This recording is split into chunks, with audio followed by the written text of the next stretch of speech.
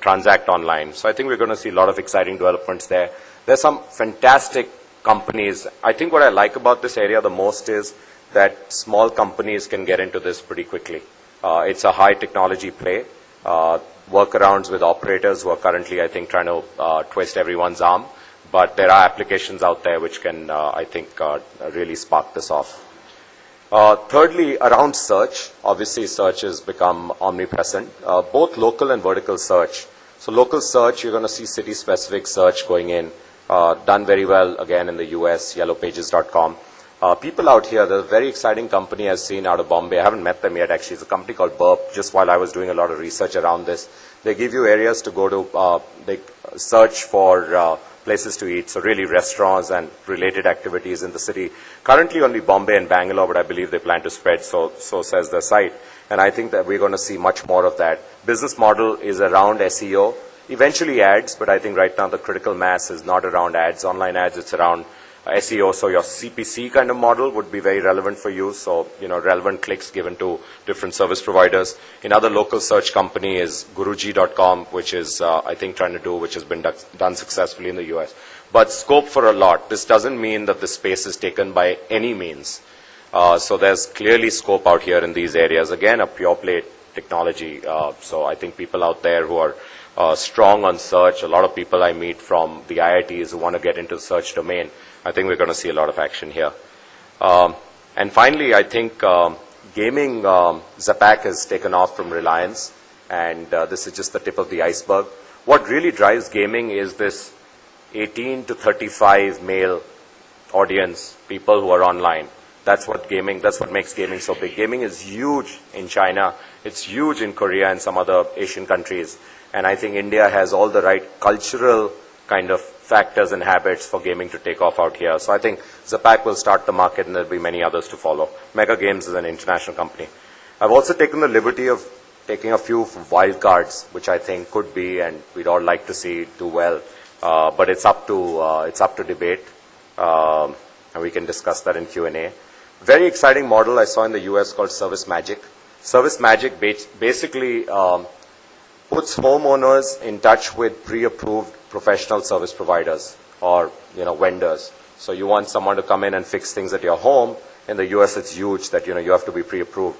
In India too, why this could be very interesting, because on one side you have this whole pool of different professional class labor out there not being able to meet the right people, and the other side you have people, there's a demand for that, but because there's no regulated way to find these people, you typically just go to the neighborhood guy or the legacy guy, and you don't really get in touch with the right guy. So it's matchmaking in a sense to B2B. So you have homeowners who want to get in touch with service providers of various nature, right from carpentry, etc., and you have pre-approved guys on the other side. I think it's a very exciting play, particularly for India, with a lot of blue-collar jobs. Specialty shopping, two great models, netshops.com and mercantila.com, both in the US, none in India. The whole underlying hypothesis behind this is that there's not enough shelf space. It'll never make sense to stock up a lot of very high specialty goods. So you don't know where to go for those kind of things. So if someone here wants to buy a hammock, you really don't know where to go. You'll go search, exactly, but you'll go search and you'll find hammocks, and you'll find hammock stores on net shops because they'll aggregate different producers of hammocks who otherwise can't afford to retail it in the malls. Malls will never give them space, it'll never make sense. Or, very specialized kids stuff. So you might have kids stores, but there are hundreds and hundreds of goods which can find a place out here, and I think this model could do well. You can also, it's a very high margin, because it's so difficult to find, you can actually get a pretty high margin on these products.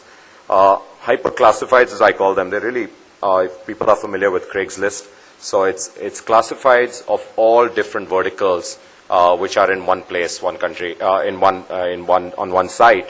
And your model is around advertising. So Craigslist, which is pretty much the pioneer and has just grown dramatically, makes its money from advertising jobs.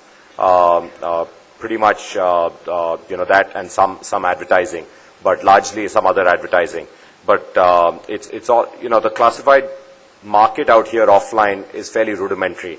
And I think if it can be put online, the search capabilities are much stronger out there. And lastly, I think Web 2.0 is really going to take off after maybe a year or so. TripAdvisor is one such company. Web 2.0, as some of us would probably be aware, is all about user-generated content. So we've heard about these wonderful sites called YouTube, and we've heard about Orkut. They may or may not have a business model that's sustainable in India today because we don't have inherently enough people on the web. However, they're verticals, and again, close to my heart. So in travel, user-generated content has been seen to be very relevant and also really helpful towards making decisions. So when people are planning trips to places they don't know, when people are trying to book smaller hotels, so hotels that are 3 and 4 star, 2 star, not from chains, and they don't know enough about them, they tend to trust, and this is proven and it's going to happen in India, they'll tend to trust sites where there's user-generated content. The last 10 reviews are there of people who stayed in that hotel and what they had to say about that, or people who planned a trip up in the Himalayas, what they had to say about that. I think it's going to be pretty big. OK Tata Bye Bye is one such site. And, well, I'm going to hand it back to Pradeep and the floor for Q&A. Thank you very much.